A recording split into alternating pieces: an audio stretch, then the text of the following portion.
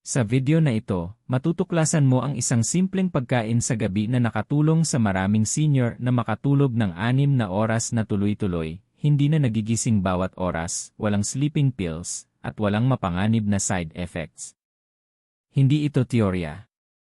Hindi ito hula-hula. Ito ay totoo, praktikal, at banayad, sapat para sa isang tumatandang katawan.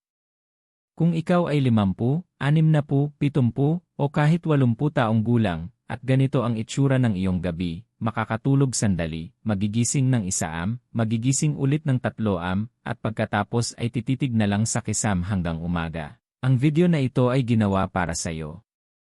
Hindi para sa mga bata. Hindi para sa mga taong nakakatulog sa loob ng ilang minuto. Ito ay para sa mga senior na pagod na sa pagpapanggap na okay lang, habang ang kanilang katawan ay humihingi na ng pahinga. Gusto kong panoorin mo ang video na ito hanggang sa pinakadulo, at ito mismo ang dahilan kung bakit. Una, dahil ang pagkaing ibabahagi ko ay gumagana kasabay ng iyong tumatandang hormones, hindi laban sa mga ito.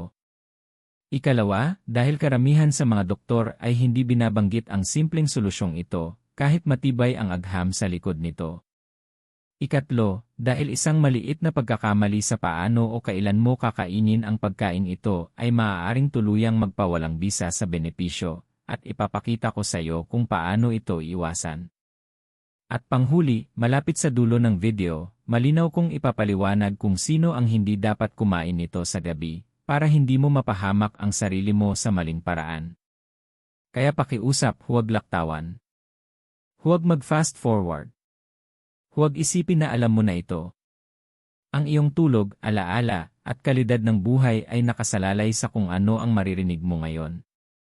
Bago tayo magpatuloy, gusto kong maglaan ka ng ilang segundo at mag-type sa comment section kung saan ka nanonood. Sabihin mo ang iyong bansa o lungsod ngayon. Binabasa ko ang inyong mga komento, at gusto kong malaman kung saan nanonood ang ating gintong sustansya family ngayon. At kung ikaw ay tunay na gustong gumanda ang tulog, kung pagod ka na sa putol-putol na gabi at nakakapagod na umaga, mag-drop ng isang malakas na laya sa comments. Ipaalam mo sa akin na nandito ka pa at nakikinig. Ang channel na Gintong Sustansya ay umiiral para sa isang dahilan, magbigay sa mga senior ng totoo at tapat na kaalaman sa nutrisyon na talagang nakapagpapabuti ng buhay. Kaya kung hindi ka pa nakasubscribe, mag-subscribe ka na ngayon at itap ang thumbs up para maabot ng video na ito ang mas marami pang taong tahimik na nagdurusa gabi-gabi. Manatili ka dahil ang matututunan mo ay maaaring magbago ng paraan ng iyong pagtulog simula ngayong gabi. Habang nagpapatuloy tayo, kailangan nating harapin ang isang mahirap na katotohanan, ang karamihan sa mga problema sa pagtulog ng mga senior ay hindi nauunawaan, maling nadediagnose, at hindi maayos na napapamahalaan. Maraming nakatatanda ang sinasabihan na ang mahinang tulog ay bahagi lang ng pagtanda. Mukhang walang masama ang pahayag na yon, pero malalim ang pinsalang dulot nito. Dahil kapag tinanggap mo na normal ang mahinang tulog, titigil ka ng maghanap ng solusyon. At kapag ang tulog ay nawawala gabi-gabi, unti-unting nagbabayad ang katawan ng kapalit. Maging malinaw tayo. Hindi ang pagtanda mismo ang sumisira sa tulog. Ang tunay na nangyayari ay nagbabago kung paano gumagawa at tumutugon ang katawan sa mga mahahalagang sistemang nagkokontrol ng tulog. Kapag nawalan ng balanse ang mga sistemang ito, ang tulog ay nagiging mababaw, putol-putol, at hindi nakakapagbigay ginhawa. Isa sa mga unang naapektuhan ay ang produksyon ng melatonin. Ang melatonin ang hormone na nagsasabi sa utak na oras na para matulog. Sa mga mas bata, natural na tumataas ang melatonin sa gabi. Sa mga senior, ipinapakita ng pananaliksik na maaaring bumaba ng hanggang 50% ang produksyon ng melatonin. Ibig sabihin, hindi nakakakuha ng malakas na signal ang utak para manatiling tulog. Maaaring makatulog ka dahil sa sobrang pagod, pero hindi alam ng katawan kung paano panatilihin ang tulog. Kung naranasan mo nang inaantok ka pero nagigising pa rin makalipas ang ilang oras, iyon ay problema sa melatonin signaling, hindi kakulangan ng disiplina o lakas ng loob. Isa pang malaking issue ay ang pagkagambala ng circadian rhythm. Ang circadian regular ang internal na orasan ng katawan. Kinokontrol nito kung kailan ka alerto at kung kailan ka inaantok. Sa pagtanda, nagiging mas marupok ang orasan na ito. Ang late na hapunan, artipisyal na ilaw, telebisyon, at mga screen ng cellphone ay nakakalito sa utak. Ang resulta ay isang ririke na hindi tugma, maagang inaantok, maagang nagigising, o napuputol ang tulog sa kalagitnaan ng gabi. Ngayon, pag-usapan natin ang isang bagay na nararanasan ng maraming senior pero bihirang ikonekta sa tulog, kawalang stabilidad ng blood sugar sa gabi. Habang tumatanda ang katawan, bumababa ang insulin sensitivity. Ibig sabihin, maaaring biglang bumagsak ang blood sugar sa kalagitnaan ng gabi. Kapag nangyari ito, naglalabas ang katawan ng stress hormones tulad ng cortisol at adrenaline para iligtas ka. Ang mga hormone na ito ang gumigising sa iyo. Maaaring hindi ka kinakabahan, pero nagiging alerto ang utak. Ito ang dahilan kung bakit maraming senior ang nagigising sa parehong oras gabi-gabi, madalas sa pagitan ng 2 at 4 am. Kung nagigising ka sa mga oras na iyon at hindi mapakali, gutom, nanginginig, o biglang gising na gising ng walang malinaw na dahilan, ang problema mo sa tulog ay maaaring hindi nasa isip mo, nasa metabolismo mo. Isa pang madalas makaligtaan ay ang kakulangan sa magnesium. Mahalaga ang magnesium para sa pag-relax ng mga kalamnan, pagpapakalma ng nerves, at pagpapatahimik ng utak. Sa kasamaang palad, karaniwan ang kakulangan sa magnesium sa mga senior dahil sa mga gamot, pagbabago sa digestion, at mas mababang intake sa pagkain. Kapag kulang ang magnesium, nananatiling bahagyang alerto ang nervous system. Gusto ng katawan na magpahinga pero ayaw mag-shutdown ng utak. Ito ang dahilan kung bakit may mga senior na pagod ang katawan pero gising na gising ang isip sa gabi. Pag-usapan din natin ang chronic low-grade stress na tahimik na tumataas habang tumatanda. Pagre-retire, alalahanin sa kalusugan, problema sa pera, kalungkutan, at hindi nalulutas na emosyonal na pasanin, lahat ng ito ay nagpapataas ng cortisol. Ang cortisol ay dapat mataas sa umaga at mababa sa gabi. Sa maraming senior, nanatiling mataas ito hanggang gabi. Ang mataas na cortisol at malalim na tulog ay hindi pwedeng magsabay. Paulit-ulit na binigyang diin ng sleep expert na si Matthew Walker na ang putol-putol na tulog ay isa sa pinakamabilis na paraan para pabilisin ang cognitive decline sa mga nakatatanda.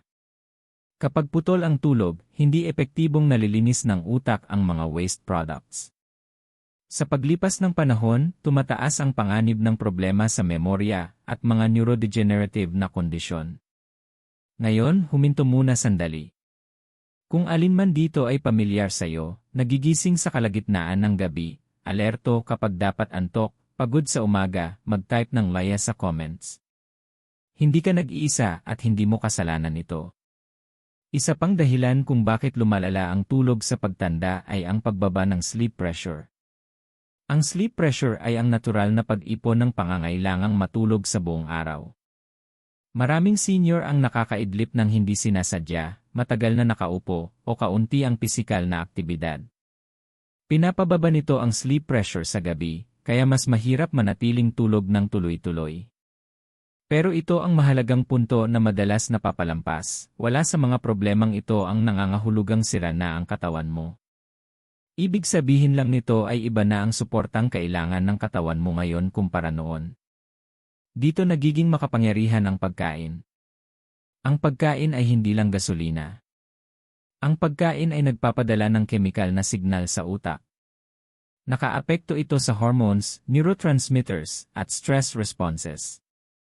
May mga pagkain tahimik na itinutulak ang katawan patungo sa tulog, at may mga pagkain hinihila ito palayo.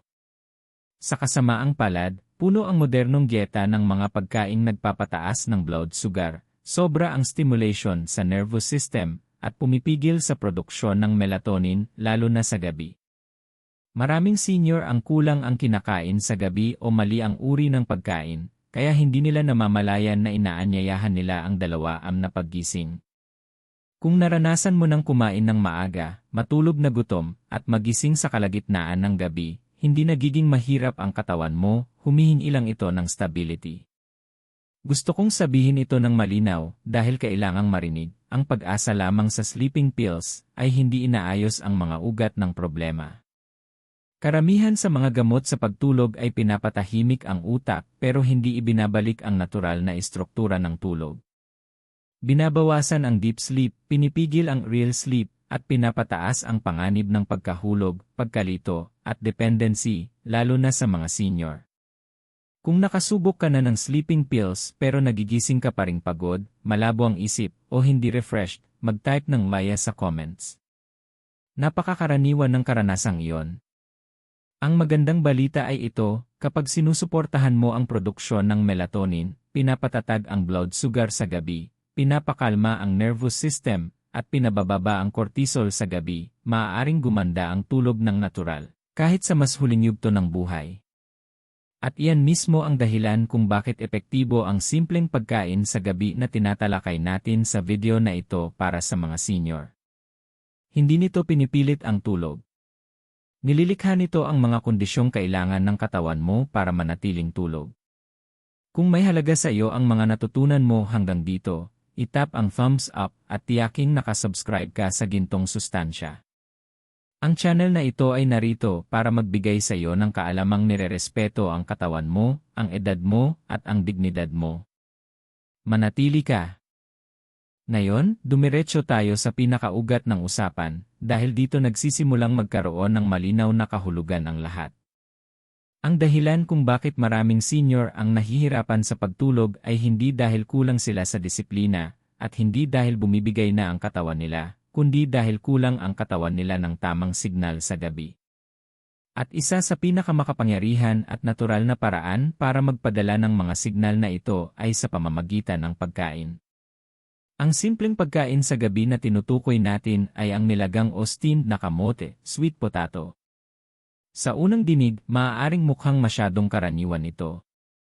Maraming tao ang binabaliwala ito dahil mura, pamilyar, at hindi nakapackage bilang isolusyon sa pagtulog. Pero iyan mismo ang dahilan kung bakit ito gumagana. Pinakamainam tumugon ang katawan sa mga pagkaing kilala na nito, lalo na habang tayo ay tumatanda. Ang kamote ay hindi lang basta carbohydrate. Isa itong complex carbohydrate na dahan-dahang nire-release ang enerhiya, at napakahalaga ng kaibahang ito. Hindi tulad ng puting tinapay, asukal, o processed snacks, mabagal matunaw ang kamot sa katawan. Ibig sabihin, nagbibigay ito ng tuloy-tuloy na enerhiya nang hindi nagdudulot ng biglang pagtaas at pagbagsak ng blood sugar. Para sa mga senior, ang stability na ito ay isa sa pinakamahalagang salit para sa tuloy-tuloy na tulog. Kapag stable ang blood sugar sa gabi, hindi na kailangang maglabas ng katawan ng stress hormones tulad ng cortisol at adrenaline. Kapag wala ang mga hormone na ito, nanatiling kalmado ang utak. Ito ang isa sa mga pangunahing dahilan kung bakit mas kaunti ang paggising sa gabi ng maraming senior matapos magdagdag ng kamote sa kanilang evening routine. Ngayon, pag-usapan natin ang tryptophan, isang amino acid na matatagpuan sa kamote. Ang tryptophan ang pinagmumulan ng serotonin, at ang serotonin naman ay kino-convert sa melatonin, ang hormone na nagre-regulate ng tulog. Pero may mahalagang bagay na hindi alam ng karamihan, hindi madaling makarating ang tryptophan sa utak kung walang kaunting insulin. Dito nagiging makapangyarihan ang kamote. Ang banayad na pagtaas ng insulin na dulot ng complex carbohydrates nito ay tumutulong sa tryptophan na makatawid sa blood-brain barrier. Kapag nasa utak na ito, sinusuportahan nito ang produksyon ng serotonin, na kalaunan ay sumusuporta sa paglabas ng melatonin sa gabi. Hindi ito sa pilitang pagtulog, ito ay ginagabayan na pagtulog. Tinalakay ng Harvard Medical School ang mekanismong ito kaugnay ng pagkain sa gabi, at ipinaliwanag na ang tamang uri ng carbohydrates, kapag kinain sa tamang oras, ay maaaring magpabuti ng kalidad ng tulog. At napakahusay na umaangkop ang kamote sa papel na ito.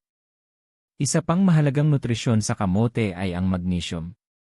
Madalas tawagin ang magnesium na relaxation mineral. Tinutulungan nitong pakalmahin ang nerve signals, i-relax ang mga kalamnan, at bawasan ang pagkabalisa sa gabi. Habang tumatanda, madalas bumababa ang magnesium levels dahil sa mga gamot, pagbabago sa absorption, at uri ng pagkain. Ang kakulangan sa magnesium ay kaugnay ng insomnia, pamumulikat ng paa, at madalas na paggising. Sa pamamagitan ng banayad na pag-replenish ng magnesium mula sa pagkain, sa halip na mataas na dose ng supplements, mas natural at mas sustainable ang pag-relax ng katawan.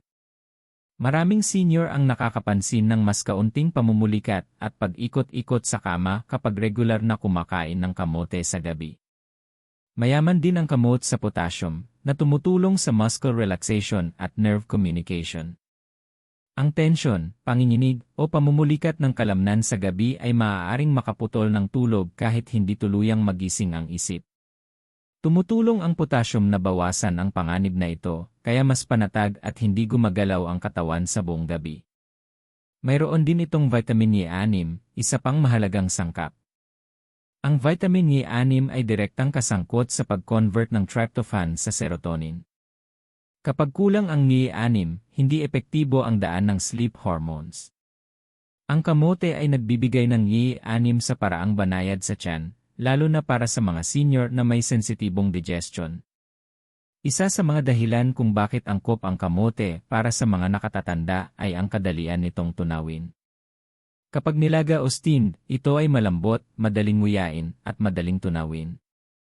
Binabawasan nito ang panganib ng indigestion, acid reflux, at kabag na maaaring makasagabal sa tulog. Ang mabigat, mamantika, o sobrang protina na pagkain sa gabi ay madalas pinapahirapan ang digestion, na nagpapadala ng alert signals sa utak. Iniiwasan ng kamote ang problemang ito. Mayroon ding emosyonal na benepisyo ang kamote. Sinusuportahan nito ang serotonin hindi lang para sa tulog kundi pati sa mood. Maraming senior ang nakararanas ng banayad na pagkabalisa o lungkot sa gabi, kapag tahimik na ang paligid at mas maingay ang mga iniisip. Tinutulungan ng serotonin na patatagin ang emosyon at lumikha ng pakiramdam ng kalmado at seguridad na nagpapalalim ng tulog. Kung ikaw ay pagod na sa isip pero hindi matahimik ang damdamin sa gabi, tinatamaan ng pagkain ito ang parehong aspeto. Ngayon, may itatanong ako sa iyo. Kung nagulat ka na ang isang ganito kasimpleng pagkain ay maaaring magkaroon ng malalim na epekto sa tulog, mag-type ng Laya sa comments. Nakakatulong din ang sagot mo para maabot ng mensaheng ito ang mas marami pang nangangailangan. Mahalaga ring banggitin na ang mga kulturang kilala sa mahabang buhay, tulad ng sa Okinawa, ay tradisyonal na ginagawang pangunahing pagkain ng kamote. Ang mga populasyong ito ay may mas mababang antas ng sleep disorders, sakit sa puso, at cognitive decline. Bagamat walang pagkain-himala, karapat-dapat bigyang pansin ang ganitong mga pattern. Ang pangunahing punto rito ay ito, hindi ka pinapatulog ng kamote sa pamamagitan ng pamamanhid. Hindi ka nito pinapabagsak. Sa halip, ibinabalik nito ang mga kondisyong kailangan ng katawan mo para manatiling tulog ng natural. Gumagana ito kasabay ng biology mo, hindi laban dito. Kung nakakatulong sa iyo ang impormasyong ito, itap ang thumbs up at tiyaking nakasubscribe ka sa gintong sustansya. Sa susunod na bahagi, pag-uusapan natin kung bakit mas epektibo pa ang pagkain ito para sa mga senior kaysa sa maraming sikat na sleep supplements at kung bakit napakahalaga ng tamang timing. Ngayon, mas lalalim tayo sa paliwanag. Dahil ang pag-unawa kung bakit epektibo ito lalo para sa mga senior ay makakatulong sa iyo na gamitin ito ng tama at magtiwala sa proseso. Ang katawan ng nakatatanda ay hindi na tumutugon tulad ng dati noong ikaw ay 30 o 40. Ang dati madaling nagiging epektibo, ngayon ay nangangailangan ng intensyon at tamang paraan. Ang kamote ay akma sa katawan ng senior dahil tinutugunan nito ang mga kahinaan na natural na umuusbong sa pagtanda, tahimik, ligtas, at epektibo. Isa sa pinakamalalaking pagbabago habang tumatanda ay kung paano hinahandle ng katawan ang stress hormones, lalo na ang cortisol. Sa normal na ritmo, mataas ang cortisol sa umaga para tulungan kang magising at mababa naman sa gabi para makatulog. Pero sa maraming senior, naglilipat ang ritmo na ito. Nagsisimula ang cortisol na tumaas sa gabi at umaabot sa rurok sa madaling araw. Kaya maraming nakatatanda ang nagigising sa pagitan ng 2 at 4 ng alerto, kahit walang malinaw na dahilan. Ang spike sa cortisol ay madalas dulot ng pagbaba ng blood sugar sa gabi. Kapag sobrang baba ng blood sugar, ini-interpret ng katawan ito bilang panganib. Bilang tugon, naglalabas ito ng cortisol at adrenaline para itaas muli ang blood sugar. Ang mga hormone na ito ay malalakas na stimulant at pinapagalaw ang utak sa alert state, kahit pagod na ang katawan. Pinipigilan ng kamote ang siklong ito. Dahil dahan-dahan at tuloy-tuloy ang paglabas ng glucose, nagsisilbi itong safety net sa buong gabi. Nanatiling stable ang blood sugar, at hindi kailangang i-activate ng utak ang emergency response system. Para sa mga senior, ito lang ay maaaring maging dahilan ng pagkakaiba sa pagitan ng broken sleep at tuloy-tuloy na pahinga. Isa pang pagbabago kaugnay ng pagtanda ay ang pagbaba ng sensitivity sa cues ng gutom at busog. Maraming senior ang kumakain ng kaunti sa gabi dahil sa gawi o takot sa timbang o indigestion. Pero ang pagtulog ng kulang ang nutrisyon ay nagpapataas ng panganib na magising sa gabi. Ang kamote ay nagbibigay ng banayad na sustansya ng hindi mabigat na nagbibigay ng sapat na enerhiya para panatilihin ang balanse sa gabi. Pag-usapan din natin ang nervous system ng nakatatanda. Habang tumatanda, nagiging mas reactive ang nervous system. Mas malakas ang tunog, mas mabigat ang iniisip, at mas halata ang maliliit na abala sa gabi. Ang heightened sensitivity na ito ay nagpapanatili sa utak sa partial alertness, kahit nais na ng katawan na magpahinga. Tumutulong ang magnesium at potassium sa kamot na pakalmahin ang nerve firing at suportahan ang muscle relaxation. Binabawasan nito ang background noise ng nervous system, kaya mas madaling makapasok ang utak sa malalim na yugto ng tulog. Sa halip na manatili sa light sleep, mas malamang na manatiling tuloy-tuloy ang pahinga. May isa pang bagay, pagbaba ng digestive efficiency. Maraming senior ang nakararanas ng mabagal na digestion, mababang stomach acid, at sensitibong pagtunaw sa mabibigat na pagkain. Ang malalaking protein-rich o fatty meals sa gabi ay nagpapatuloy sa digestion ng matagal at nakakaistorbo sa sleep signals. Ang kamote, kapag tama ang paghahanda, ay madaling tunawin at predictable ang digestion. Pinapainom nito ang katawan ng hindi pinapagal ang digestive system. Napakahalaga nito dahil nagkakompetensya ang digestion at tulog para sa enerhiya. Kapag mabigat ang digestion, nagiging mababaw ang tulog. Isa pang dahilan kung bakit epektibo ang kamote para sa senior ay ang epekto nito sa inflammation. Tumataas ang chronic low-grade inflammation sa pagtanda at konektado ito sa mahina at pabago-bagong tulog. May antioxidants ang kamote, kabilang ang beta-carotene, na tumutulong bawasan ang inflammatory stress sa katawan. Mas kaunting inflammation katumbas equals mas kaunting abala sa gabi at mas tahimik na katawan. Ngayon, pag-usapan natin ang isang emosyonal ngunit totoong aspeto. Maraming senior ang nakararanas ng tahimik na kalungkutan sa gabi. Sa araw, may distractions, telebisyon, kausap, errands. Sa gabi, mas lumalakas ang mga alalahanin, alaala, o takot. Itinaas ng emosyonal na tensyon ang cortisol at nagpapanatili ng aktibong isip. Sa pamamagitan ng pagsuporta sa produksyon ng serotonin, indirectly ay sinusuportahan din ng kamote ang emosyonal na kalmado. Ang serotonin ay hindi lang chemical na may kinalaman sa tulog, kaugnay din ito ng pakiramdam ng seguridad at kaginhawaan. Kapag sumusuporta ang serotonin sa gabi, mas kaunti ang pagkabalisa, mas mahinahon ang isip, at mas handa itong bitawan ang stress at tension. Kung napapansin mong lumalala ang tulog mo kapag mabigat ang isip, mahalaga ang koneksyong ito. Gusto kong mag-pause sandali at magtanong. Kung madalas kang magising sa kalagitnaan ng gabi na gising, kahit pagod ang katawan, ay type ang maya sa comments. Mahalaga ang karanasan mo at hindi ka nag-iisa. Isa pang benepisyo ng kamote ay ang predictability nito. Ang katawan ng senior ay thrives sa routine. Kapag palagi kang kumakain ng parehong banayad na pagkain sa gabi, naiugnay ng utak ito sa kaligtasan at pahinga. Sa paglipas ng panahon, pinapalakas nito ang sleep regimen. Iba ito sa paikot-ikot na supplements o gamot na nakakalito sa sistema. Ang lakas ng approach na ito ay dahil respetado nito ang katawan ng senior sa halip na labanan ito. Hindi nito pinipilit ang pagtulog. Lumilikha ito ng kondisyon na pinapayagan ang natural na pagtulog at mas matagal na tulog. Kung nakakatulong sa iyo ang paliwanag na ito para mas maunawaan ang iyong katawan, itap ang thumbs up at siguraduhing nakasubscribe ka sa gintong sustansya.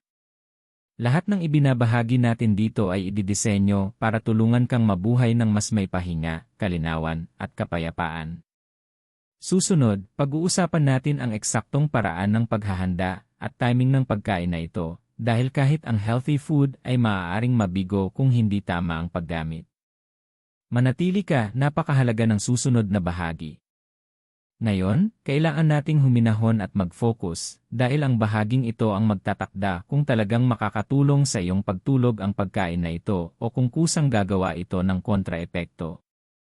Malakas ang epekto ng kamote, ngunit epektibo lamang kung tama ang paggamit. Maraming senior ang sumusubok ng healthy foods at saka nagsasabing, hindi ito gumana sa akin, pero sa katotohanan, mali ang timing, dami, o paghahanda. Ang kabanatang ito ay tungkol sa precision, hindi sa hulaan. Una, pag-usapan natin ang timing dahil kontrolado nito ang hormones. Ang ideal na oras para kumain ng kamote sa gabi ay 2 hanggang 3 oras bago matulog. Hindi ito dapat kaagad bago matulog at hindi rin masyadong maaga sa hapon. Ang window na ito ay nagbibigay daan sa digestion na matapos habang nananatiling stable ang blood sugar sa buong gabi. Kung kakainin mo ito malapit sa oras ng pagtulog, aktibo pa ang digestive system habang nagpapahinga ang utak. Maaari itong magdulot ng discomfort, bloating, o mababaw na tulog. Kung kakainin mo ito masyadong maaga, maaaring mawala ang blood sugar support bago umaga na magpapataas ng panganib ng paggising sa gabi. Mahalaga ang consistency. Subukan itong kainin sa parehong oras gabi-gabi para matutunan ng katawan ang pattern. Gustong-gusto ng utak ang predictability, lalo na habang tumatanda. Susunod, ang tamang portion size dahil hindi mas marami ang mas maganda. Ang tamang dami ay isang medium-sized na kamote, halos kasing laki ng iyong nakasarang kamao. Ang dami na ito ay nagbibigay ng sapat na carbohydrates para i-stabilize ang blood sugar nang hindi binibigatan ang digestive system. Ang sobrang pagkain ay maaaring magpataas ng blood sugar ng husto na magdudulot ng restlessness o vivid dreams. Ang sobrang kaunti naman ay maaaring hindi sapat upang maiwasan ang nighttime dips. Isipin ito bilang banayad na sustansya, hindi buong pagkain. Sunod ay ang paghahanda, at dito madalas nagkakamali ang marami. Ang kamot ay dapat steamed o boiled. Pinapanatili ng mga paraang ito ang nutrients, moisture, at madaling tunawin. Iwasan ang pagprito, sobrang pag-ihaw sa mataas na temperatura, at pagdagdag ng asukal, syrup, o sweetened toppings. Pinapabago nila ang sleep-supportive food sa stimulant. Kung gusto mo, maaari kang magdagdag ng konting cinnamon. Nakakatulong ito sa pag-regulate ng blood sugar at nagbibigay lasa ng walang asukal. Maaari ring magdagdag ng ilang patak ng olive oil na bahagyang nagpapabagal sa digestion at nagpapabuti sa nutrient absorption. Ngunit minimal lang. Hindi ito dessert. Pag-usapan naman natin ang hindi dapat ipagsabay sa kamote. Huwag itong kainin kasama ng caffeine, chocolate o alcohol. Iwasan din ang matatabang karne o greasy foods sa gabi. Ang mga kombinasyong ito ay nagdudulot ng digestive competition at sumisira sa calming effect na nais natin. Ang kamote ay mas epektibo bilang simpleng standalone evening support, hindi kasama ng mabigat na dinner. Mahalaga rin ang chewing. Maaaring maliit na detalye ito pero may epekto. Dahan-dahan at mabuti ang pagmuya. Nagsisimula dito ang digestion at nababawasan ang strain sa tiyan. Ang pagmamadali sa pagkain ay nagpapataas ng gas at discomfort na maaaring makaistorbo sa pagtulog. Pansinin din ang hydration. Huwag uminom ng maraming tubig agad pagkatapos kumain ng kamote. Ang sobrang fluids ay nagpapataas ng nighttime urination na nakakaistorbo sa tulog.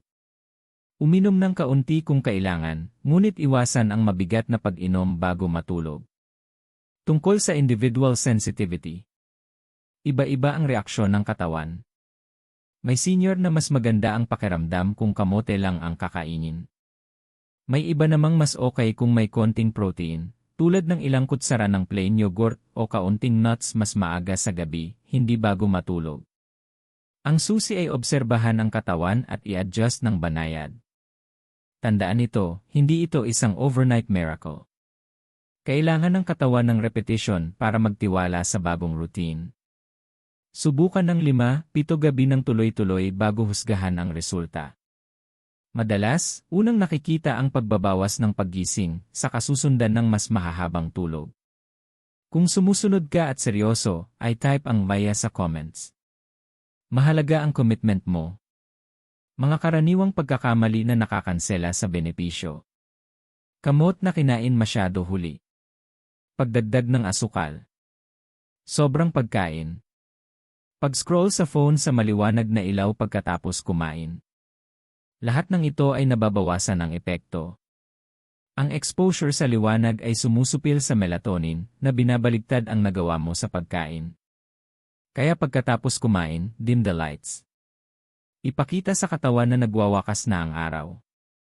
Kung nakakatulong sa iyo ang impormasyong ito para maunawaan kung paano maliit na pagbabago ay nagdudulot ng malaking resulta, itap ang thumbs up at siguraduhing nakasubscribe sa Gintong Sustansya. Pinagtutuunan natin ng pansin ang maliit na detalye dahil pinoprotektahan ng detalye ang kalusugan mo. Susunod, pag-uusapan natin kung bakit ang ganitong simpleng pagkain ay bihirang mabanggit sa medical appointments at bakit madalas na nai-ignore ang food-based solutions. Manatili ka. Ngayon, kailangan nating talakayin ang isang tanong na maraming tao ang tahimik na iniisip pero bihira lang sabihin ng malakas. Kung ganito ka-epektibo, bakit hindi ko ito nasabi ng doktor ko? Ang sagot ay medyo hindi komportable. Pero mahalagang maunawaan, lalo na para sa mga senior na maraming taon nang nagtitiwala sa mga sistemang hindi laging inuuna ang prevention. Ang modernong healthcare ay kadalasang idinisenyo upang pamahalaan ang sintomas, hindi upang ibalik ang balanse. Ang mga doktor ay sinasanay sa ilalim ng matinding pressure sa oras. Kadalasan, ilang minuto lang ang tagal ng konsultasyon. Sa ganoong oras, mas madali at mabilis magreseta ng pill kaysa ipaliwanag kung paano nakakaapekto ang pagkain sa hormones, blood sugar, at brain chemistry, lalo na sa tumatandang katawan. Ang mga gamot sa pagtulog ay mabilis, standardized, at kumikita. Ang simpleng pagkain tulad ng kamote ay hindi maaaring ipatent, ay brand, o ibenta sa premium na presyo. Walang insentibo na ipromote ito kahit na may ebidensya ng benepisyo nito. Hindi ibig sabihin na masama ang mga doktor. Ibig sabihin lang, ang sistema kung saan sila nagtatrabaho ay hindi nagbibigay gantimpala sa nutritional education. Ang mga medical school ay napakaliit ng oras na inilalaan sa nutrisyon, lalo na sa nutrisyon para sa pagtulog. Karamihan sa mga doktor ay tumatanggap lamang ng basic training sa dietary science, kadalasan ay lipas na at hindi espesyalisado para sa seniors. Bilang resulta, madalas na naiiwan ang food-based solutions, kahit na tinutugunan nito ang ugat ng problema. Isa pang dahilan kung bakit bihira itong napag-uusapan ay dahil ang nutrisyon ay nangangailangan ng consistency, hindi mabilis ang solusyon. Ang sleeping pill ay nangangako ng agad-agad na resulta, kahit na may kaakibat na long-term costs. Ang pagkain ay mas mabagal ang epekto, pero mas ligtas. Sinusuportahan nito ang katawan kaysa labanan ito. Ang sleep expert na si Michael Breus ay malinaw na nagsabi na maraming sleep medications ang nababawasan ang deep sleep at real sleep, ang mga yugto ng pagtulog na kailangan ng utak para sa memory at emotional regulation. Ngunit ang mga gamot na ito ay patuloy na nire-prescribe, lalo na sa matatandang adults. Kung naranasan mo ng uminom ng sleep medication at gising pa rin na pagod at foggy kinabukasan, ay type ang via sa comments. Hindi mo ito nai-imagine.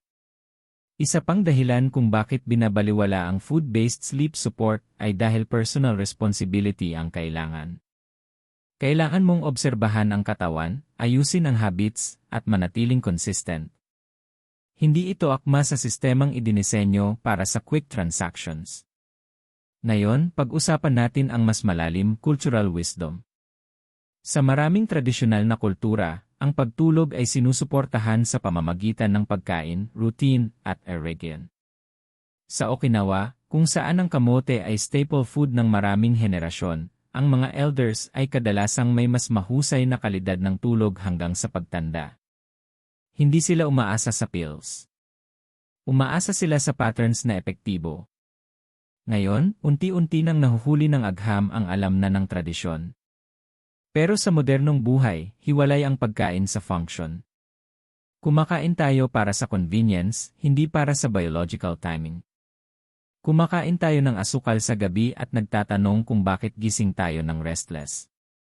Nagre-reply tayo ng meals at nagtatanong kung bakit ang katawan natin ay nagpanik ng 3 am. Ang katotohanan, ang katawan mo ay tumutugon pa rin sa pagkain tulad ng dati. Hindi pa nito nakalimutan kung paano matulog. Naghihintay ito ng tamang signal. Isa pang hindi komportableng katotohanan, takot ang nagtutulak sa prescriptions. Nag-aalala ang mga doktor sa liability. Mas ligtas daw magreseta ng regulated drug kaysa magmungkahi ng food-based approach na nangangailangan ng paliwanag. Pero ang safety ay hindi laging health. Ang sleeping pills ay nagpapataas ng panganib ng falls, confusion, at memory problems sa seniors. Ngunit marami ang hindi ganap na naipapaalam sa mga risk na ito. Kung hindi ka kailanman na warning sa side effects na ito, ay type ang maya sa comments. Ngayon, linawin natin, hindi sinasabi ng video na itigil ang mga gamot mo. Huwag itigil ang prescribed medication nang walang gabay ng doktor. Ang ginagawa ng video na ito ay buksan ang iyong mata sa mga opsyon na sumusuporta sa katawan mo ng natural, kadalasan kasabay ng medical care. Ang pagkain ay hindi kapalit ng gamot. Ang pagkain ay foundation. Kapag binabaliwala ang nutrisyon, nahihirapan ang katawan. Kapag iginagalang ang nutrisyon, tumutugon ang katawan. Iyon ang dahilan kung bakit umiiral ang channels tulad ng gintong sustansya, upang bigyan ka ng impormasyon na respects sa iyong intelligence, experience, at edad. Pinag-uusapan namin ang mga bagay na kadalasang naiiwan sa hindi nasasabi. Kung pinahahalagahan mo ang ganitong uri ng tapat na edukasyon, itap ang thumbs up at siguraduhin nakasubscribe. Ang suporta mo ay nakakatulong na maabot namin ang mas maraming seniors na tahimik na nagdurusa sa walang tulog na gabi. Susunod, pag-uusapan natin ang tunay na pagbabago na napapansin ng mga seniors pagkatapos kumain ng kamote ng tuloy-tuloy at kung ano ang ibig sabihin nito para sa long-term health. Manatili ka. Ngayon, pag-usapan natin ang mga resulta, tunay at kapansin-pansing pagbabago na nararanasan ng mga senior kapag ang routine na ito sa gabi ay ginagawa ng tama at tuloy-tuloy. Mahalaga ang bahaging ito dahil ang pagpapabuti ng tulog ay hindi laging dramatiko sa isang gabi. Kadalasan, ito ay dumarating sa mga tahimik na senyales na nagsasabi na ang katawan ay unti-unti nang nararamdaman na ligtas muli. Isa sa mga unang pagbabago na napapansin ng maraming senior ay ang mas madali nilang makatulog. Sa halip na humiga sa kama at paulit-ulit na iniisip ang mga bagay o hintayin ang tulog, nagsisimulang mag-relax ng natural ang katawan. Ang paglipat mula sa paggising tungo sa pagtulog ay mas maayos, hindi pilit. Ito ay senyales na ang nervous system ay kumakalmang, at ang melatonin signaling ay gumagaling. Isa pang maagang pagbabago ay ang mas kaunting biglaang paggising. Maraming senior ang nag-uulat na sa halip na gumising tuwing 1 o 2 oras, nagsisimula silang makatulog ng mas mahahabang stretch. Sa una, maaaring 3 oras ng tuloy-tuloy. Pagkatapos ay 4 na oras. Sa paglipas ng panahon, maaaring umabot ito ng 5 o 6 na oras. Mahalaga ang progresyong ito, pinapakita nito na ang katawan ay muling natututo kung paano manatiling tulog. Pansinin din kung paano ka gumigising. Isa rin itong importanteng senyales. Ang mga senior na nakikinabang sa routine na ito ay kadalasang nagsasabi na gumigising sila ng hindi gaanong natataranta at hindi nalilito. Kahit gumising sandali sa gabi, mas madali silang makabalik sa pagtulog. Ipinapakita nito na ang mga stress hormones tulad ng cortisol ay hindi na biglang tumataas sa gabi. Maaaring magbago rin ang pattern ng panaginip. Ang ilan ay nakakapansin ng mas malinaw ngunit mas kalmadong panaginip na nagmumungkahi ng mas mahusay na REM sleep, isang yugto na mahalaga sa emotional processing at memory. Kapag gumaling ang REM sleep, kadalasan ay bumubuti rin ang mood sa araw. Isa pang karaniwang pagbabago ay ang mas kaunting pisikal na kakulangan sa ginhawa sa gabi. Ang mga leg cramps, muscle tightness, at restless sensations ay bumababa habang unti-unting nasusuportahan ang magnesium at potassium. Pinapayagan nito ang katawan na manatiling kalmado at komportable buong gabi, kaya nababawasan ang hindi sinasadyang paggising. Lumilitaw din ang pagbuti ng enerhiya sa araw. Maraming senior ang nagsasabi na hindi na sila ganap na pagod sa umaga. Maaaring hindi sila makaramdam ng pagiging bata, ngunit mas matatag, malinaw ang isip, at hindi gaanong irritable. Ito ay resulta ng mas malalim na tulog, hindi ng mas mahabang oras sa kama. Maaaring bumuti rin ang memorya at focus. Sa pagtulog, nililinis ng utak ang basura at kino-consolidate ang impormasyon. Kapag mas kaunti ang fragmented sleep, kadalasang napapansin ng mga senior ang mas malinaw na pag-alala, mas matalas na pag-isip, at mas mahusay na emotional resilience. Kung napansin mo na ang ganitong uri ng pagbuti mula sa maliit na pagbabago sa lifestyle, ay type ang maya sa comments. Isa pang mahalagang pagbabago ay ang mas kaunting pagdepende sa sleep aids. Ang ilan ay natural na nagsisimulang hindi gaanong umasa sa pills o supplements habang nag-stabilize ang kanilang tulog. Dapat ito laging gawin ng maingat at may gabay ng doktor, ngunit kadalasan ay ipinapahiwatig ng katawan kung hindi na nito kailangan ang artipisyal na suporta. Mahalaga ring maunawaan kung ano ang hindi dapat asahan. Hindi ito sedation. Hindi ka mawawala sa ulirat. Sa halip, ang pagtulog ay mas natural, mas respetado sa iyong katawan. Ang layunin ay hindi unconsciousness, ito ay restoration. Karamihan sa nakikinabang ay nag-uulat ng kapansin-pansing pagbabago sa loob ng 3 hanggang 7 gabi, ngunit ang mas malalim na pagbuti ay madalas na lumilitaw pagkatapos ng 2 hanggang 3 linggo ng konsistensya. Ang sleep re-recurrence ay nangangailangan ng oras upang maayos, lalo na pagkatapos ng maraming taong disruption. Gusto kong itanong sa iyo ang isang mahalagang bagay. Kung gusto mo muling matulog ng 6 na oras ng tuloy-tuloy, nang hindi gumigising ng anxious o exhausted, ay type ang via sa comments ngayon. Ipaalam ang iyong intensyon.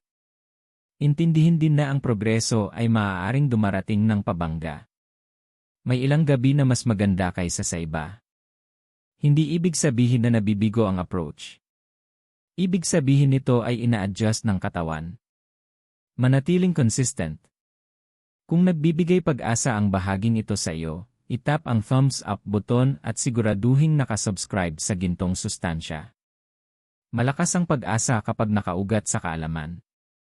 Susunod, pag-uusapan natin kung sino ang hindi dapat gumamit ng approach na ito at bakit mahalaga ang katapatan sa kalusugan. Manatili ka, ang bahaging ito ay magpaprotekta sa iyo.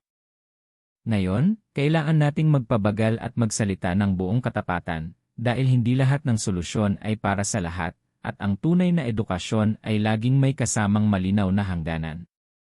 Ang kabanatang ito ay narito upang protektahan ka, hindi upang takutin ka. Ang malaman kung sino ang dapat mag-ingat sa approach na ito ay kasing halaga ng malaman kung sino ang makikinabang dito. Una, pag-usapan natin ang mga senior na may diabetes, lalo na yung may hindi maayos na kontrol sa blood sugar. Bagaman ang kamot ay isang complex carbohydrate at mas banayad kaysa sa refined sugar, nakakaapekto pa rin ito sa glucose levels. Kung nakakaranas ka ng malalaking swing sa blood sugar, madalas na hypoglycemia, o gumagamit ng insulin o malalakas na gamot para pababain ang glucose, ang pagkain ng kamote sa gabi ay maaaring kailanganin ng adjustment. Hindi ito otomatikong nangangahulugang hindi mo maaaring subukan ang approach na ito. Ibig sabihin nito ay dapat kang maging maingat. Mas nagiging mahalaga ang portion size, at ang pagmamasid kung paano tumutugon ang iyong katawan ay kritikal. Sa ilang kaso, mas maliit na portion mas maagang kainin sa gabi ang mas epektibo. Laging kumonsulta sa iyong healthcare provider kung hindi ka sigurado. Kung ikaw ay may diabetes at nakikinig ng mabuti ngayon, ay type ang via sa comments. Ang kamalayan ay lakas. Susunod, pag-usapan natin ang sakit sa bato. Mataas ang potassium ng kamote. Para sa karamihan, nakakatulong ang potassium. Ngunit para sa senior na may advanced kidney disease o nasa potassium-restricted diet, ang sobrang potassium ay maaaring maging delikado. Sa ganitong mga kaso, maaaring hindi angkop ang pagkain ng kamote gabi-gabi. Kung sinabihan kang limitahan ang potassium, huwag baliwalain ang payong iyon. Ang iyong kaligtasan ang prioridad. Isa pang grupo na dapat mag-ingat ay ang mga senior sa strict low-carbohydrate o ketogenic medical diets. Minsan, ang ganitong diet ay inirereseta para sa tiyak na kondisyon. Ang pagdagdag kahit ng healthy carbohydrates sa gabi ay maaaring makaapekto sa layunin ng therapy. Kung sinusunod mo ang ganitong plano sa ilalim ng medical na gabay, dapat pag-usapan muna ang anumang pagbabago sa iyong provider. Ngayon, pag-usapan natin ang digestive sensitivity. Bagaman madaling tunawin ang kamote, may ilan na nakakaranas ng bloating o gas, lalo na kung hindi sanay sa fiber-rich foods. Kapag nangyari ito, hindi ibig sabihin na nakasasama ang pagkain, ibig sabihin, kailangan lang ng panahon o adjustment ang digestive system. Sa ganitong kaso, magsimula sa mas maliit na portion, umunguya ng mabuti, at tiyaking maayos ang pagluluto. Kung tuloy-tuloy ang kakulangan sa ginhawa, maaaring hindi angkop sa iyo ang approach na ito. Mayroon ding mga senior na may allergy o intolerance sa pagkain, bagaman bihira sa kamote. Kung mapansin mo ang pangangati, pamamaga, o kakaibang sintomas pagkatapos kainin, huminto agad at kumonsulta sa doktor. Ngayon, pag-usapan natin ang isang bagay na madalas hindi nabibigyang pansin, interaksyon sa gamot. Ang ilang gamot ay nakakaapekto sa blood sugar, digestion, o electrolyte balance. Bagaman pagkain ng kamote at hindi gamot, nakikipag-interact pa rin ito sa mga sistema ng katawan. Kung gumagamit ka ng maraming gamot, lalo na para sa puso o diabetes, maging mapanuri at maingat. Kung gumagamit ka ng maraming gamot at hindi sigurado, ay type ang via sa comments. Ang iyong pagiging maingat ay tama. Ang kabanatang ito ay hindi narito upang panghinaan ka ng loob. Narito ito upang ipaalala na mahalaga ang pakikinig sa katawan. Ang kalusugan ay hindi tungkol sa pagsunod sa routine ng iba ng walang pag-isip. Ito ay tungkol sa maingat na paggamit ng kaalaman. Intindihin din ito, kung susubukan mo ang approach na ito, at hindi mo maramdaman ang pagbuti sa tulog, hindi ibig sabihin ay nabigo ka. Ibig sabihin, maaaring kailanganin ng katawan mo ng ibang uri ng suporta. Komplikado ang pagtulog at walang isang solusyon na para sa lahat. Ang mahalaga ay natututo ka, nagmamasid, at inaalagaan ang sarili mo. Kung pinahahalagahan mo ang ganitong uri ng katapatan, itap ang thumbs up button at siguraduhing nakasubscribe sa gintong sustansya. Naniniwala kami na ang edukasyon ay dapat magbigay kapangyarihan, hindi magpaligaw. Susunod, pag-uusapan natin kung ano ang mga pagkain at gawin na tahimik na sumisira sa iyong tulog sa gabi, kahit na kumakain ka ng healthy. Manatili ka dahil ang pag-iwas sa mali ay kasing halaga ng pagpili ng tama. Ngayon, pag-usapan natin ang mga tahimik na tagasira ng tulog, mga bagay na ginagawa ng maraming senior gabi-gabi nang hindi nila namamalayan kung gaano ito nakakaapekto sa pahinga. Maaari kang kumain ng tamang pagkain at sundin ang tamang oras, ngunit maaari ka pa ring mag-struggle sa tulog kung hindi na itama ang mga gawin na ito. Ang kabanatang ito ay tungkol sa pag-alis, hindi sa pagdagdag. Minsan, ang tulog ay bumubuti lamang sa pamamagitan ng pagtigil sa mga nakasasama rito. Una, pag-usapan natin ang caffeine, dahil mas malakas ang epekto nito sa mga senior kaysa sa inaakala ng karamihan. Habang tumatanda ang katawan, mas mabagal nitong pinoproseso ang caffeine. Ang bagay na mabilis natatanggal sa katawan ng mas bata sa loob ng ilang oras ay maaaring manatili sa sistema ng senior ng 8 oras o higit pa. Ang kape o tsaa na iniinom mo ng hapon, halimbawa sa -2, ay maaaring stimulating pa rin sa utak mo sa oras ng pagtulog. Hindi laging nakikita ang epekto ng caffeine bilang alertness. Sa mga senior, madalas itong magpakita bilang magaan na tulog, madalas na paggising, o hirap bumalik sa tulog pagkatapos magising. Kahit ang decaffeinated drinks ay maaaring may maliliit na bahagi na nakakaapekto sa sensitibong nervous system. Kung umiinom ka ng kape, tsaa, o soda pagkatapos ng tanghali, ay type ang via sa comments. Ang kamalayan ang unang hakbang. Sunod ay asukal, lalo na sa gabi. Ang desserts, matatamis na merienda, at matamis na prutas sa huli ng gabi ay nagdudulot ng mabilis na spike sa blood sugar na sinusundan ng matalim na pagbagsak. Ang pagbagsak na ito ang nagpapalabas ng cortisol, na nagpapaalerto sa utak kahit dapat ay nagpapahinga ito. Maraming senior ang sinisisi ang pagtanda sa kanilang paggising sa -3 ng madaling araw, samantalang ang totoong sanhi ay asukal na kinain ilang oras bago iyon. Kahit ang pagkain na mukhang harmless, tulad ng puting tinapay o sweet crackers, ay mabilis na nagiging asukal. Sa simula, maaaring pakiramdam ay nakaka-comfort, ngunit nagsiset up ito para sa restless sleep sa bandang huli ng gabi. Isa pang malaking disruptor ng tulog ay alcohol. Maraming senior ang naniniwala na nakakatulong ang alak sa pagtulog dahil ito ay nakakapagpapatulog. Ngunit ito ay bitag. Pinap-fragment nito ang tulog, pinipigil ang real sleep, at pinapataas ang paggising sa gabi, lalo na sa ikalawang kalahati ng gabi. Pinapalala rin nito ang paghihinga at paghilik. Kung nagigising ka pagkatapos uminom ng alak at pakiramdam ay hindi refreshed o malabo, hindi ito pagkakataon lamang. Ngayon, pag-usapan natin ang mabibigat na hapunan sa gabi. Malalaking bahagi ng karne, pritong pagkain, o matabang sarsa ay nangangailangan ng malaking effort sa digestion. Ang pagtunaw ng pagkain at pagtulog ay nagkokompetensya para sa enerhiya. Kapag aktibo pa ang digestion, ang utak ay nakakakuha ng signal na manatiling alerto. Maraming senior ang nakararanas ng heartburn, bloating, o discomfort na tahimik na nakaka-interrupt sa sleep cycles. Ang light ay hindi nangangahulugang kulang. Ibig sabihin nito ay akmang halaga. Isa pang madalas hindi napapansin ay ang late-night screen exposure. Ang phones, tablets, at telebisyon ay nag-emit ng blue light na pumipigil sa melatonin production. Lalo na sensitibo ang mga senior sa effect na ito. Kahit 30 minuto lang sa maliwanag na screen ay maaaring magpaliban ng pagtulog at bawasan ang lalim ng tulog. Kung nag-scroll ka o nanonood ng telebisyon sa kama, ay type ang via sa comments. Hindi ka nag-iisa, ngunit mahalaga ang habit na ito. Pag-usapan din natin ang late fluid intake. Ang pag-inom ng maraming tubig o tsaa sa gabi ay nagdudulot ng madalas na pag-ihi sa gabi. Bawat pagpunta sa banyo ay nakaka-interrupt sa sleep cycles, kahit mabilis kang makabalik sa tulog. Sa paglipas ng panahon, bumababa ang kalidad ng tulog dahil sa fragmentation. Mahalaga ang hydration, pero mahalaga rin ang timing.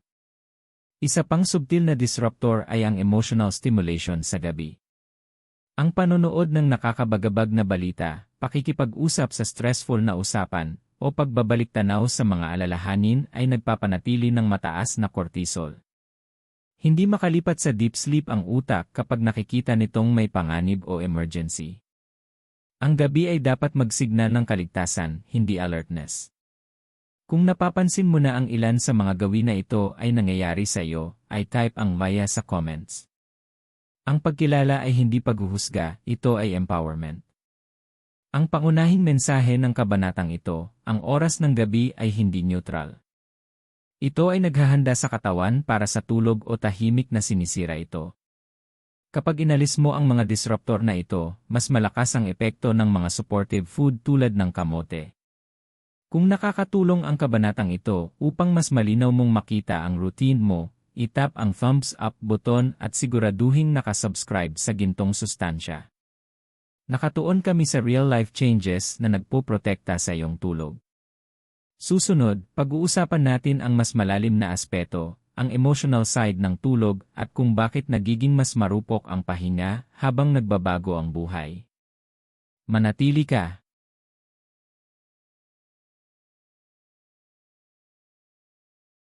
Ngayon, kailangan nating pag-usapan ang isang bagay na bihirang napag-uusapan, ngunit mas malalim ang epekto sa tulog kaysa sa anumang pagkain o gawi, ang emotional weight ng pagtanda.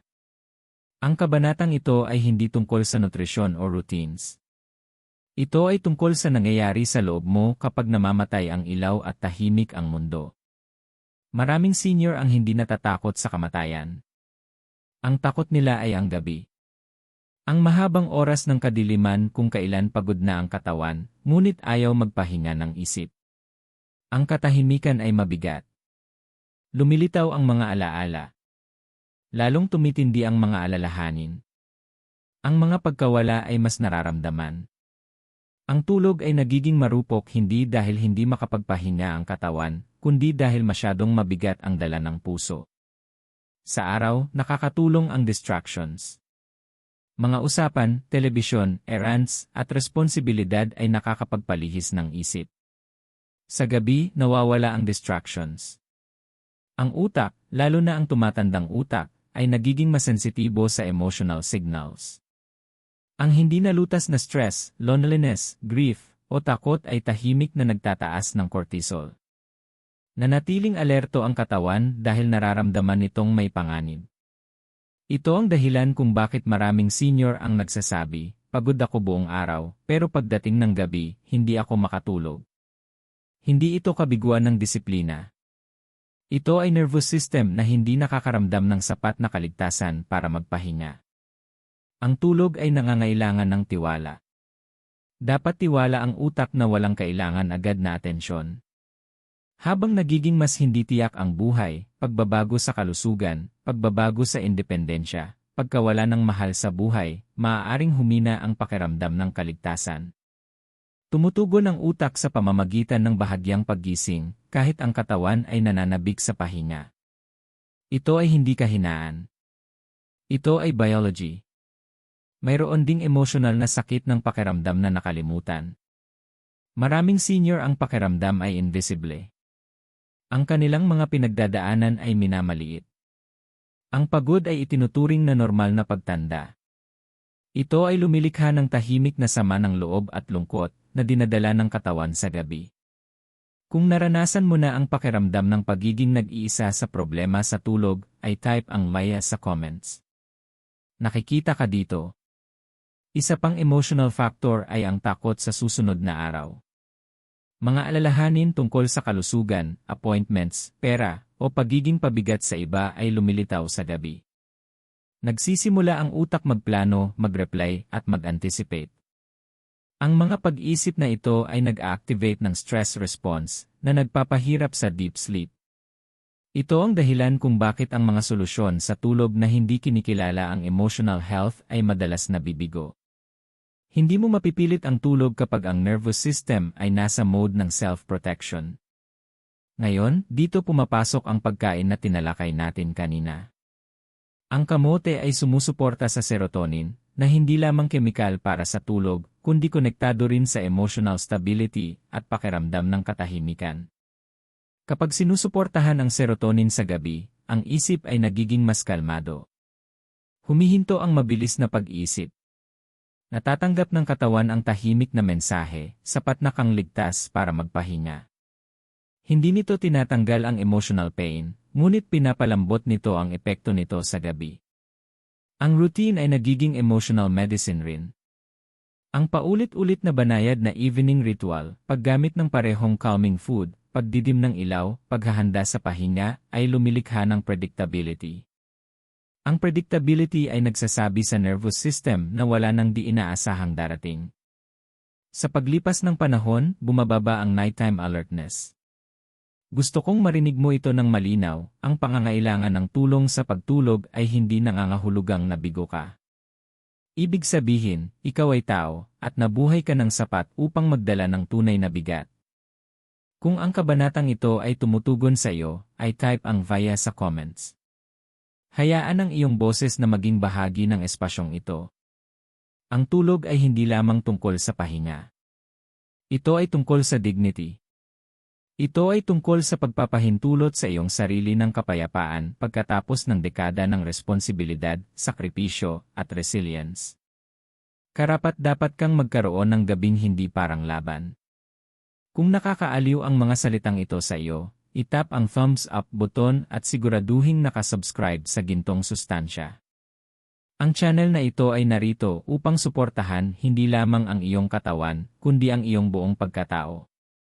Susunod, pag-uusapan natin kung paano pagsasamahin ang lahat sa isang simpleng daily routine na tutulong sa katawan at isip para sa mas maayos na tulog. Manatili ka. Ngayon, pagsamahin natin ang lahat sa isang praktikal, simple, at makatotohanang routine. Ang kabanatang ito ay tungkol sa paglikha ng pang-araw-araw na gawain na sumusuporta sa tulog ng walang stress, presyon, o komplikasyon. Ang layunin ay hindi perpeksyon. Ang layunin ay konsistensya. Para sa katawan ng senior, mas makapangyarihan ang konsistensya kaysa sa tindi o dami ng ginagawa. Nagsisimula tayo sa hapunan. Mas magaan ang hapunan kaysa tanghalian. Hindi ibig sabihin nito ay hindi kakain. Ibig sabihin nito ay pumili ng pagkaing madaling tunawin at hindi nakaka-stimulate ng sobra. Ang mabibigat na karne, pritong pagkain, at malalaking bahagi sa gabi ay nagdudulot ng hindi kailangang stress sa katawan. Ang magaan na hapunan ay nagbibigay daan na matapos ang digestion ng maaga upang makapag-focus ang katawan sa pahinga. 2 hanggang 3 oras bago matulog, ipakilala ang steamed sweet potato. Hindi ito minamadali. Ito ay may layunin. Umupo, mumunguya ng dahan-dahan, at ituring ang sandaling ito bilang signal sa katawan na papalapit na ang oras ng pahinga. Sa paglipas ng panahon, ito ay nagiging makapangyarihang senyales na naghahanda sa nervous system para sa pagtulog. Pagkatapos kumain, dimang ilaw sa iyong tahanan. Ang maliwanag na ilaw ay nagsasabi sa utak na araw pa. Ang mas malambot na ilaw ay nakakatulong sa pagpapalabas ng melatonin. Ang simpleng pagbabago na ito ay maaaring magpabuti ng kalidad ng tulog, lalo na sa mga senior. Sunod ay ang paggamit ng screen. Bawasan ang exposure sa phone, tablet, at telebisyon isa o higit pang oras bago matulog. Kung kailangan man manood, panatilihing mababa ang volume at brightness. Iwasan ang content na nakaka-stimulate emosyonal. Ang utak mo ay kailangan ng katahimikan, hindi impormasyon. Ngayon, pag-usapan natin ang paghinga dahil direktang nakakaapekto ito sa nervous system. Bago matulog, umupo o humiga ng komportable at huminga ng mabagal at malalim. Huminga sa ilong ng 4 na segundo, sandaling hawakan, at dahan-dahang huminga palabas sa bibig ng 6 na segundo. Ulitin ito ng 5 minuto. Ang pattern na ito ay nagpapababa ng heart rate at nagsasabi sa utak na ligtas ka. Kung handa kang subukan ito ngayong gabi, ay type ang via sa comments. Isa pang mahalagang bahagi ng routine ay ang mental closure. Madalas nananatiling aktibo ang isip sa gabi dahil pakiramdam nito ay hindi pa tapos ang mga bagay. Gumawa ng simpleng gawin ng pagsusulat ng mga alalahanin, gawain, o iniisip sa mas maagang bahagi ng gabi. Sinasabi nito sa utak, napansin ko na ito. Maaari na akong magpahinga. Kung hindi mo gusto magsulat, maaari mo ring sabihin ng malakas ang iniisip mo o magsabi ng simpleng parirala tulad ng, nagawa ko na ang sapat para sa araw na ito. Ang paulit-ulit na gawi ay nagbibigay ng kapanatagan. Ngayon, pag-usapan natin ang sleep environment. Panatilihing maliam, tahimik, at komportable ang kwarto. Gamitin ang kama para sa pagtulog lamang. Iwasan ang paghiga habang nag-scroll o nanonood ng nakaka-stress na content. Sa paglipas ng panahon, natututo ang utak na iugnay ang kama sa pahinga, hindi alertness. Mahalaga rin ang parehong oras ng pagtulog at paggising. Ang parehong oras ng pagtulog at paggising araw-araw ay nagpapalakas ng circadian rhythm. Kahit hindi maganda ang tulog isang gabi, iwasang matulog ng huli sa susunod na umaga. Nakakatulong ito i-reset ang internal clock. Mahalaga rin ang paggalaw sa araw. Ang banayad na aktibidad tulad ng paglakad o stretching ay nagpapataas ng sleep pressure sa gabi. Hindi kailangan ng matinding ehersisyo. Ang mahalaga ay sapat na ang katawan na maging handa para magpahinga. Gusto kong ipaalala, ang routine na ito hindi para kontrolin ka. Ito ay para suportahan ka. Kung may hakbang kang nakaligtaan, hindi ito kabiguan. Babalik ka lamang dito kinabukasan. Kung nakikita mong kaya mong sundin ang routine na ito, ay type ang via sa comments. Hayaan itong maging pangako mo sa iyong sarili. Kung nakikita mong mahalaga ang maayos pero banayad na approach na ito, itap ang thumbs up button at siguraduhing nakasubscribe sa Gintong Sustansya. Nakatuon kami sa mga routines na nirerespeto ang iyong buhay, katawan, at bilis ng pamumuhay. Ngayon, narating natin ang huling bahagi ng paglalakbay na ito, at gusto kong makinig ka ng mabuti, hindi lamang sa iyong mga tainga, kundi sa iyong puso. Lahat ng pinag-usapan natin sa video na ito ay nagbabalik sa isang simpleng katotohanan, alam pa rin ng iyong katawan kung paano matulog. Hindi pa ito nakalimot. Hindi ito nabigo. Naghihintay lamang ito ng tamang kondisyon. Ngayong gabi, nakatayo ka sa isang tahimik na crossroads. Isang daan ay pamilyar, ang parehong restless na gabi, paggising sa 2 o 3 at pagod na umaga. Ang kabilang daan ay maliit, banayad, at halos ordinaryo, ngunit may layunin. Ito ay pagpili na suportahan ang iyong katawan imbes na labanan ito. Isang simpleng pagkain sa gabi. Isang mas kalmadong routine. Isang senyales sa iyong nervous system na ligtas ka ng magpahinga. Ito ay hindi tungkol sa paghahanap ng perpektong tulog.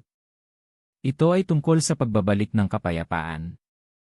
Maraming senior ang naniniwalang huli na para magbago. Ang paniniwalang iyon ay isa sa pinakamalaking kasinungalingan ng tahimik na pagtanda. Ang katawan ay adaptable sa bawat yugto ng buhay kapag ginagamitan ng pasensya at respeto. Kahit ang maliliit na pagbabago, kapag paulit-ulit, ay lumilikha ng makapangyarihang resulta. Kung nanatili kang nakikinig hanggang sa puntong ito, ibig sabihin ay may pag-asa pa sa loob mo para sa mas maayos na gabi. Igalang ang bahagi na iyon ng iyong sarili. Gusto kong itanong sa iyo ng diretsyo, kung handa kang subukan ito ngayong gabi, kung handa mong bigyan ang iyong katawan ng pagkakataong mas malalim na magpahinga. I-type ang via sa comments ngayon din, hayaan itong maging pangako sa iyong sarili, hindi sa akin. At gusto kong gawin mo pa ang isa pang bagay. Balikan ang mga comments at basahin kung saan nanonood ang ibang tao. Makikita mo na hindi ka nag-iisa. May mga tao sa iba't ibang bansa, iba't ibang edad, iba't ibang buhay, lahat ay naghahanap ng parehong bagay, pahinga. Ang tulog ay hindi luho. Hindi ito kailangang pagkakakitaan. Ito ay biological na pangangailangan at karapatang pantao. Kung ang video na ito ay nakatulong sa iyo na maramdaman na naiintindihan ka, itap ang thumbs up button. Ang simpleng aksyon na iyon ay tumutulong na maabot ang mensaheng ito sa ibang senior na gising gabi-gabi at naniniwalang wala nang makakatulong sa kanila. At kung hindi ka pa nakasubscribe sa Gintong Sustansya, mag-subscribe na ngayon. Ang channel na ito ay narito upang samahan ka, isang pagkain, isang gawi, isang gabi sa bawat pagkakataon. Bago ka umalis, gusto kong mag-comment ka ng huling bagay. Isulat kung saan ka nanonood at isulat ang pangungusap na ito. Ngayong gabi, pinipili ko ang pahinga. Maraming salamat sa pananatili hanggang sa dulo. Mahalaga ang iyong tulog. Mahalaga ang iyong buhay.